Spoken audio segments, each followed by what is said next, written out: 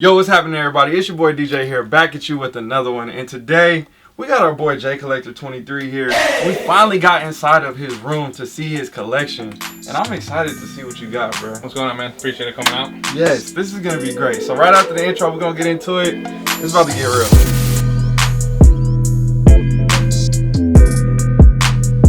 Alright, so welcome back to the channel. If you guys are new, don't forget to hit that subscribe button. If you're old, what's up? How you doing? And if you don't know about this guy right here, I'm telling y'all right now, y'all about to learn a lot of things because as you can see, he got that heat and he's blowing me out the water, man. I'm just trying to figure out how I can get on his level, and I be DMing him all the time like, bro, how can I do this? He gonna tell you today. So let's go ahead and get started.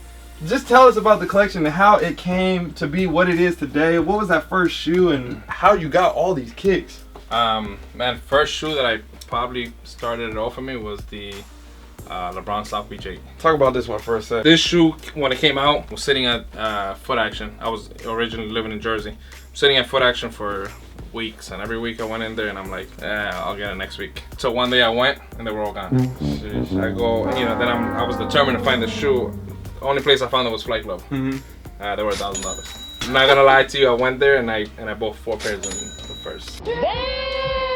Oh my god. I could have gotten it for retail, but kept waiting, and I ended up paying like $4,000. Traded that shoe for one of these.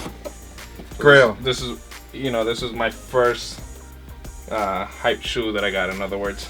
And then from there I just became a Yeezy head. I have the same problem too of getting multiples of a sneaker. What kind of got you into, like, I don't need 1, I don't need 2, I need 5, I need 10. What got you into that? Back then it was a lot easier to grab stuff. For sure. Prices weren't skyrocketed the way they are now. So if I was able to grab an extra one, I always bought it because you'll wear one, mess it up, and at least you always have a backup. Right. My issue, a lot of it, as you can tell, I got more than one. So in current time now, that was easier then. So how would somebody go about getting multiple pairs, especially getting that first pair, but how did they go about getting multiple pairs in this current time day, seeing all this off-white stuff right here? Here's the thing, everybody sees this and says, well, he has a store so he gets it for cheap. Right. Trust me, if that was the case, I would have 3 times the amount. Right. I pay a lot of money for a lot of these pairs. I mean, I don't get anything handed to me. Worst part is when when people know you on Instagram, they treat you differently. They for sure. They actually want to charge you more because they're like, well, and then they say that they sold to you. Yeah, he has to have money, so I'm gonna charge him extra. Right. And in reality, it's a pain to get. Right. And it's like, bro, I'm still trying to get my deal too. Exactly. And then I get lucky. A lot of the stuff comes into the store for cheap. So, if the store doesn't want it, then I'll grab it for myself. Yeah. And just throw it in here. So out of, clearly we have, I don't know how many pairs of off-whites right here, but a good amount. What is the number one off-white shoe for you right now? The Carolina one is obviously pretty dominant, but I'm kind of starting to lean towards the MCA stuff. And to be honest with you, I've always said this was my favorite out of all of them. Really? Everybody was kind of like, I mean, it's cool. This shoe is so nice to me, bro. Like, it feels nice. The see-through on it. I see you got your pair right here. Yeah, I mean, same thing. I wear one and try to hold on to the other one. Yeah. Or I try to find, a pair that's worn a few times, so then I could, so I don't feel bad. Put that time in. Yeah, it's not that I can't afford to wear a brand new shoe. Right. It's just hard. So much easier when it's worn already. At that point, and then you can just buy it and you're like, I can just wear it now because I don't gotta add this stuff. That's why I try to do a new one and a used one, but sometimes even on used pairs you're gonna pay some pretty penny. You got collections of stuff, right? You got the Off-White collection, you got the Yeezy collection, you got another Yeezy collection, Oregon, Dornbecker. What is the collection that you're trying to like complete, finish? You know how you got that one missing piece, or? So right now it'll probably be the Off-White. Okay. So you're trying to get the whole series, every single thing. I have everything so far except for the running shoes that came out yesterday. Okay. So that's probably the only thing that I'm missing. I'm probably gonna try to pick them up tomorrow, Sneaker Fan. I feel you. All right, so let's make our way over to this wall. And why is your room so Jordan dominant? Did he have a big factor in your life coming up in Chicago, or what? I grew up in Jersey. Okay, so you was in Jersey. Yeah, it's what everybody wore. I mean, my parents didn't have money when I, growing up, so I was able to get 2 pairs of shoes the whole school year. Okay. One at the beginning, one after Christmas. Right. But it was like, go to the clearance table. We're not buying you a real expensive shoe. So, I always grew up with that. Man, I want some nice shoes. All the kids were wearing Jordans, so that's kind of where Plus back then there was no Yeezy. Right. You know what I mean? Adidas was nowhere to be found. So for a young sneakerhead out there, what are some tips that you would give them from your starting process of like, how did you get that kickstart of getting that first pair of shoes, and what did you do? You know, everybody's always say, go cut some grass, go figure it out. So what was your hustle? What was your thing that you did? To be honest with you, man, it all started when I got my first job, bro. It was same. You know, I mean, my car and my shoes. I wasn't. That's all I my did. mom couldn't give me shoes, so as soon as I got my first job, it was like, damn, I got paid. I need to go buy a pair of shoes, and it just became, you know, an obsession. So that was like high school. Sophomore, junior, senior year, what? No, that was actually after I graduated high school. After you graduated, I'm not gonna lie, bro. I was when I had turned 16 when I graduated high school. Okay. So I couldn't get a job anywhere. Right. So, okay. You know, after I went to college, like, you know, I got my first credit card. Big mistake. Right. I just started swiping everything. Right, for sure. That's why I started buying shoes with my credit card, but I gotta pay it off. Don't recommend that. So, do you got any shoes that you regret up in here? Is it everything that's pretty solid? Did I regret? Thank God I got rid of most everything that I regretted. That's I'll be honest. Shoe I regret the most, believe it or not, was the Dave White original pair, the black, the black one. I bought 3 pairs at like $800 each. Sheesh. Now you're lucky to get $100. Right. I mean, I got the sample one here, the gold one. Fire. Yeah, these are crazy. 23 made. That's one that's a size 10. I've seen one more in the market, like 8,500 right now. Yeah, these are fire for sure. You know, I wear them here and there. Full bin set. Got a DB set. Worst one was this one. I mean, I think I got to wear it 2 or 3 times, and one day they just fell apart on me. Wow. And I took it to somebody who knew how to fix them. Mm-hmm. And as you can tell, they didn't come back. They just got glue everywhere. Yeah, so they just sit here now. So tell people about the real struggles of being this major sneakerhead and having all this stuff, because they think it's all peachy, right? And when you got all these kicks, sometimes you got to drop some dough. And sometimes you got to take L's to get shoes. Yeah. And it happens. A lot of no sleep. Right. You know, I camped out. In Jersey, it was easier for me to camp out. Here, I won't. There's no way I'm doing it. You know, in Jersey, I slept outside of the mall 15, 20 times. And by the time I go in, it's like, oh, we didn't even have your size anymore. Yeah. So, you know, you lose a lot of sleep. And for sure. So, it's hard. It's hard to get shoes sometimes, especially nowadays. Everything's done through apps or backdoor. So, right, for sure. What's the rough estimate on how many pairs of shoes you got in this room alone? In here, I would probably say anywhere from like 300, 400. Okay. But this is just one room. I got another room. Oh, that's the stash y'all can't see. Y'all can see. That's all. Yeah, that's all stuff that I just been buying and just. It ain't made the cut yet. It's just over there so still. I got another room over there. So I think I want about close to 500 pairs. Okay. 550, somewhere around there. Yeah, I got to 700 and I said I gotta chill.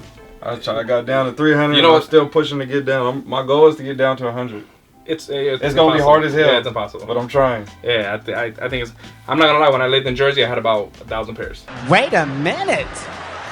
But at that point, I was buying. It was all general release stuff. A bunch of stuff. Yeah. You know, I would buy 5 pairs of the same general release shoe, which at the end of the day, I was losing money on it. Right. So I ended up selling most of it, and then I just started doing, the more limited stuff now. What is your theory behind having all these rare exclusive gems? Is it that it's all gonna go up like stock, or is it just I want to have it to take that dope shot, or what is that theory behind it? My main issue is, like I told you before, if it's not worn, I don't want to wear it. Right. I said I know it sounds bad, but it's just it's harder to appreciate. Yeah, and like I said, it's not that I can't afford it, because if I buy it, I could clearly. But it's just it's hard to wear it, and to me it's an investment. Just keep getting more pairs. Yeah, until you get that one pair. I mean, I was buying UNC's off-white for $400. That's nice. And they're all size from that all day. 6 to 10.5, and now they're. I think the cheapest pair there might be $1,500. Right. So, I mean, if you think about it that way, I just made 15, 20 grand. Yeah. So it's kind of more making wise decisions in what you purchase, and knowing like, all right, this is gonna have a long-term effect. It's gonna be worth it. If you put it on credit, how much is the interest rate? Is that gonna factor over time? Is it even gonna be that profit? Exactly. Gonna make sense? Like, you gotta add up all those things before you just go out and buy that expensive shoe. I mean, no disrespect to it, but that's why if I'm buying a shoe, I have to make sure it's cash. Like I said, I messed up back in the days buying stuff with credit cards, with interest rate and time you have. Because people don't factor that. You gotta make a Oh, payment. I got it on the card. And it's like, wait, hold on. Yeah, that's taking away from the value of my shoe. Exactly. So I try to buy everything you know, if I don't have the cash, then I won't buy it. So I hate to talk about Yeezys. I don't like Yeezys at all, but let's go ahead and get into it because you know everybody else want to talk about it. You got the NMDs, you got the Yeezys. I'm gonna just let you do your rant because I just don't like them. I sold all my pairs. Same thing, bro. I was, when all of these were coming out, it was, it was easy not easy, but it was, I got access to them. So for sure, I was buying. Like these, I was buying these, and they were going for a lot cheaper. I was buying these for $300-400. I mean, they're $1,300-1,400 now. Right. You know what I mean? So I got a couple of those. This one I think is probably. I know you don't like them, but this is probably the shoe. Like I feel like that shoe is insane, bro. I love loud colors, bro. Yeah. Yeah. Plus the glow in the dark. I think it's just. I don't know. I'm having a hard time. Have you worn them? Yeah, I've worn pairs. I've had both generations. I've had them. The comfort. I don't know what it is. I call it Attack of the Clones. Comfort wise, you can't get any walk better, around bro. everybody. Yeah, I mean that's true. Know. That's why. That's why I'm into this, bro. You know what I mean? Because right. Not everybody could, put their hands on this. Mm-hmm. And I'm not saying it like in a bad way. It's just, like it's more rare. Exactly. You ever pull that you know what I mean? Like sure. I like stuff that you can't get anymore. For sure. So where's it gonna be that tipping point where you're like, okay, top market value. I gotta dump all this stuff, or I'm gonna start losing money. I had 6 pairs of Red Octobers at a point. I'm down to 2. But I was telling my guy, like, I feel like those are the type of shoes that I gotta start selling soon. Right. Because sooner or later they're gonna crumble. Yep. So age is a big factor. You gotta kind of keep newer shoes in the collection, not the old stuff. I mean, and the way because there's not really in it. Not that it's bad to not have OGs, but as you can see, there's not as many OG sneakers in the collection. Yeah, because after a while they're just gonna go back, and then now you're losing money big time. For sure. So so this is definitely an investment, a collection, a display piece. Yeah. A lot of factors more than just. My problem. Everything in here is my size. There's probably like 5 or 6 pairs that are my size. Mm-hmm. But once it comes in here, it's like for it to go back out, it's like nearly impossible. I got one of my workers. He's been out there not that I want to be an asset to him, but he's been at one of my UNCs for a year, and I'm like, no, can't do it. And he's giving me what they're going for, and I'm just like, no, still can't do it. And he's like, bro, why? You got 13 pairs, and I'm like, no, I can't do it. I just can't do it, bro. And he's paying me market, and I'm like, nah, bro. I feel you know what I mean? So I feel you. Once it comes in here, it's like for it to go back out, it has to be. Life or death. Like stuff like this. This is stuff that, I probably would never get rid of. Yeah. I've worn a few, probably once or twice. This is actually a player spare. I remember when you first started getting that Oregon stuff. I told people I wanted to finish them off, but now they got too many pairs. They got too many pairs. It's one of those where like sample comes out now. Mm-hmm. I don't know who's putting price tags on shoes, but like a Travis Scott 4, like is it really worth $20,000? Right. I mean, samples back then were $3,000-4,000, exactly. Which is still a lot of money, but it's it's a lot easier to pay $3,000 or $4,000 for a shoe. A rare release is $2,000 or $3,000. And I saw you got some of the friends and family Travis. And I'm like, crazy there's numbers, no way I'm paying too many $15,000 for a shoe. You know what I mean? For sure. Especially the way Nike is. They'll come out with something. For example, this is the Oregon pair, but what's the difference between this and the one that came out? Yeah, for sure. The the O in the back. So that's stuff that to me is not worth buying anymore. If we had to pick 10 shoes and pull them out right now that you was not getting rid of ever, that I would never get rid of. Let's put them out right here and line them up, and these are gonna be your top 10 that you never getting rid of. Like you just know damn well, like I'm keeping at least one pair. So we got his top 10, and this is crazy.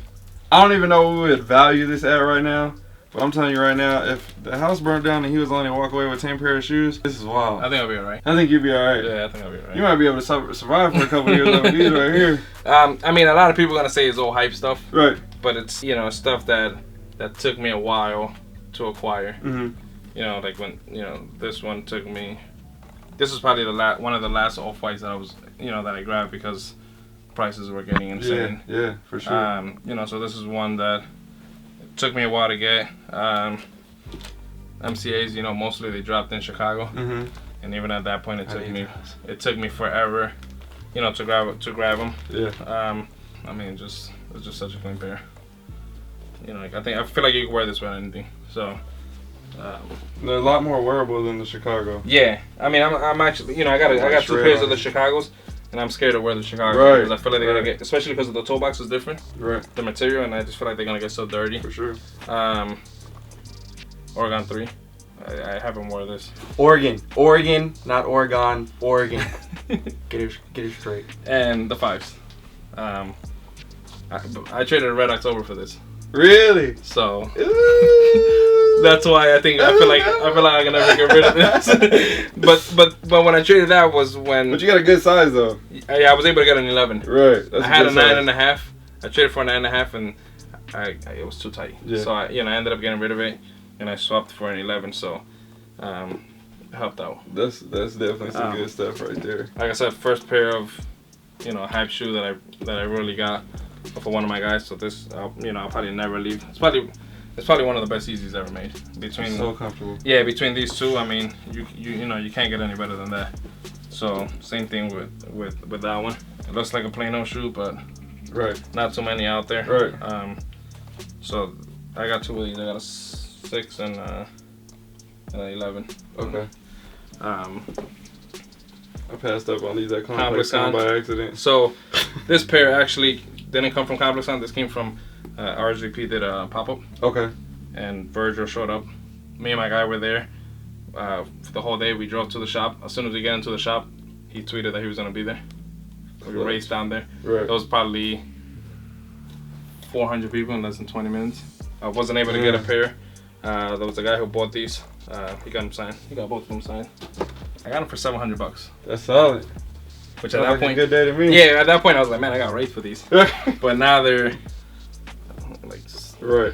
I mean, you can't really put a price on it. I seen that one pair on StockX the other day for like $7 million. I said, hold on. Yeah, it's crazy. What and like I said, on? this is probably my favorite pair from the Off-White collection. So this was the only shoe that I was like, man, if I'm gonna grab one, this is the one I want to grab. Right, for sure. So if I had to pick 10 shoes, that's probably where I'd be at. So that's his top 10. I hope you guys enjoyed it. If you guys learned anything, if you like which shoe if you could pick any shoe in this collection, which one would it be? Drop a comment down below and let us know what you think about the collection. We enjoyed having you. It's a pleasure. No, you having us. It's a pleasure. That's what it really was. Cause this is crazy, bro. I'll be seeing this on Instagram all the time, and I just never get to come in here, and I'm finally in here right now. It's been I felt the pixie dust in the air. It's feeling good in here. Yeah. All right, y'all. Don't forget to like, comment, share, and subscribe. We'll see y'all in the next one. Catch us at SneakerCon. That video just already dropped, so y'all seeing this one a little late, but it's out here, so we'll see y'all.